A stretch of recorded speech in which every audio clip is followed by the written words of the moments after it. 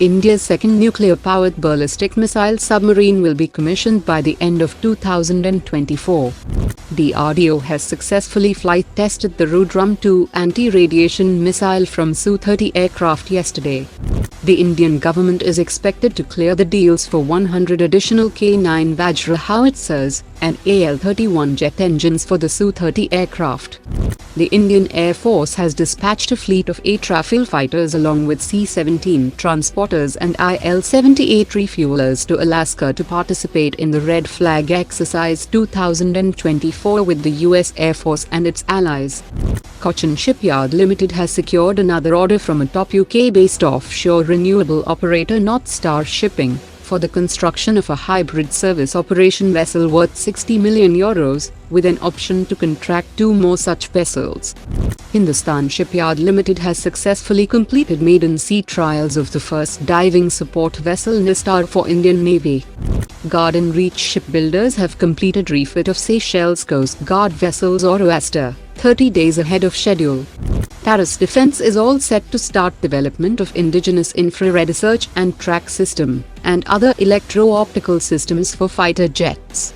Analysis of imagery collected over Shigatse Air Base in China shows the deployment of 6 J-20 stealth fighter aircraft near the Indian border. DRDO and Centre for Air Power Studies have signed an MOU to facilitate joint research through studies, seminars, conferences and workshops involving academia, industry and the armed forces. Indian Army has signed a Memorandum of Understanding with Centre for Development of Advanced Computing to promote R&D and innovations in defence towards indigenization needs of Indian Army.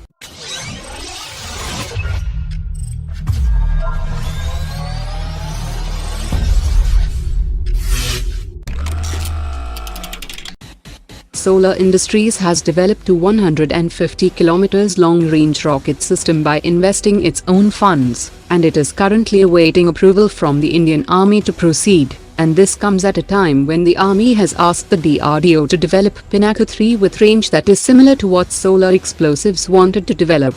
The company has also proposed a new 250 km range tactical cruise missile, which presents itself as a potentially cost-effective alternative to the existing BrahMos supersonic cruise missile.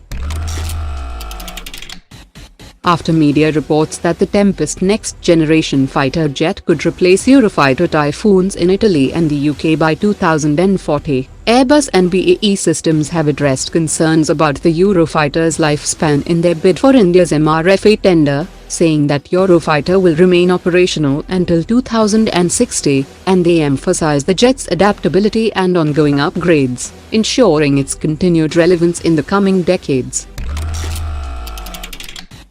The Indian Air Force and DRDO successfully test-fired a 350 km range Rudram-2 air-to-surface missile from a Su-30 fighter jet of the Indian Air Force, and the Defence Ministry has confirmed that the flight testing of the missile met all trial objectives and validated the propulsion system and control and guidance algorithm of the missile.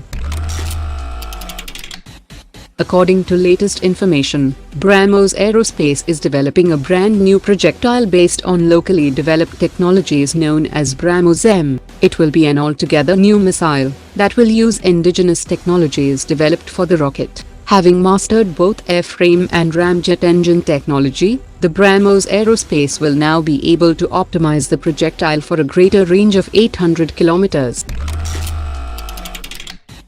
The chairman of Hindustan Aeronautics has confirmed that HAL will deliver 16 Tejas Mark 1A fighter jets within the current financial year, ending on 31st of March 2025. If delivered on time, the induction of these 16 Mark 1A aircraft will be a significant addition to the Indian Air Force's arsenal, as it offers enhanced capabilities in areas like avionics, radar and weapon systems.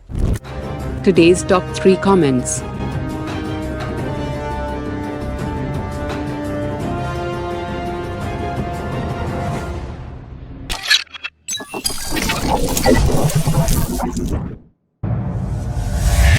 Omar dropped it.